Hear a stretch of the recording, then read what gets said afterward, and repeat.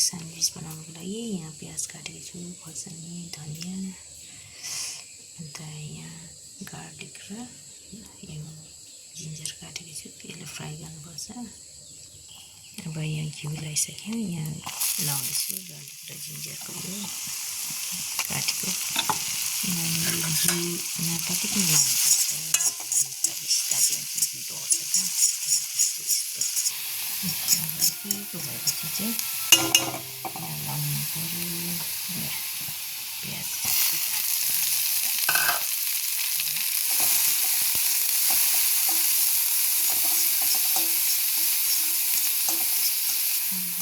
प्याज खोर्सानी धनिया लगाएपछि चाहिँ पर्दैन, यो ग्यास अफ गर्नुपर्छ। अब यहाँ नुन लाउँदैछु। नुन लगाएर चाहिँ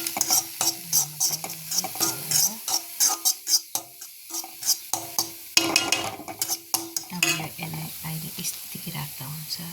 अन्त अब आलु तासेर यसलाई अघि सेलाएको थिएँ, त्यसले गर्दा चाहिँ आलु अब तासेर चाहिँ त्यहाँ मिसाउनु पर्छ।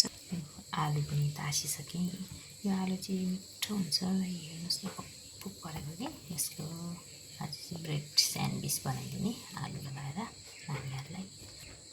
यसलाई यस्तो गरी म्यास गर्नुपर्छ, चिसो बनाउनुपर्छ, तातो तातो छ कि।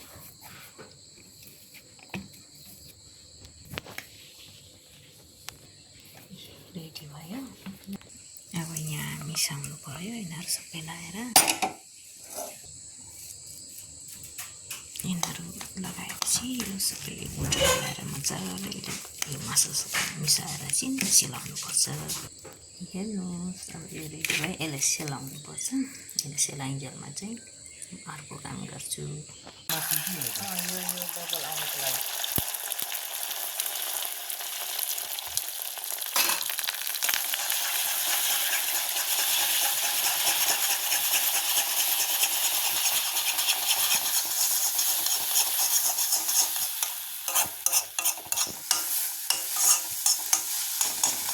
यहाँ चाहिँ आज स्यान्डविचमा अन्डा पनि लाउँदैछु। अन्डा 2टा छ।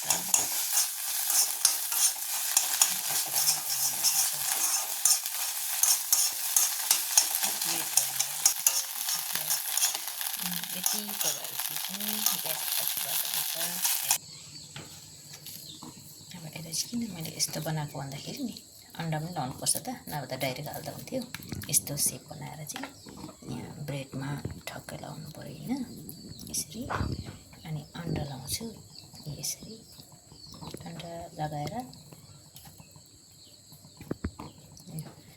फेरि अब यसलाई चाहिँ यस्तो फ्ल्याट बनाएर, फेरि किन फ्ल्याट बनाउनु पर्यो भन्दा यो अन्डालाई कभर गर्नु पऱ्यो नि त, यसरी।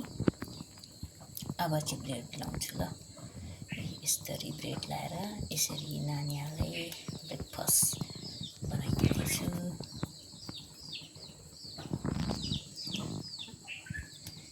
रेडी भयो। अन्डा छ यहाँभित्र। आज चिज नलाउने, अन्डा एकदम हेल्दी मात्रै।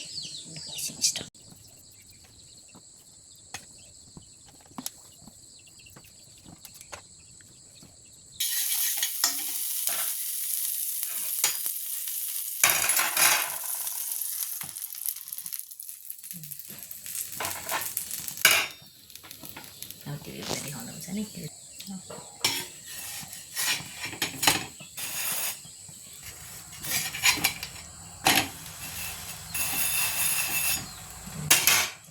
बटर लगाउनु देखाउँ। बटर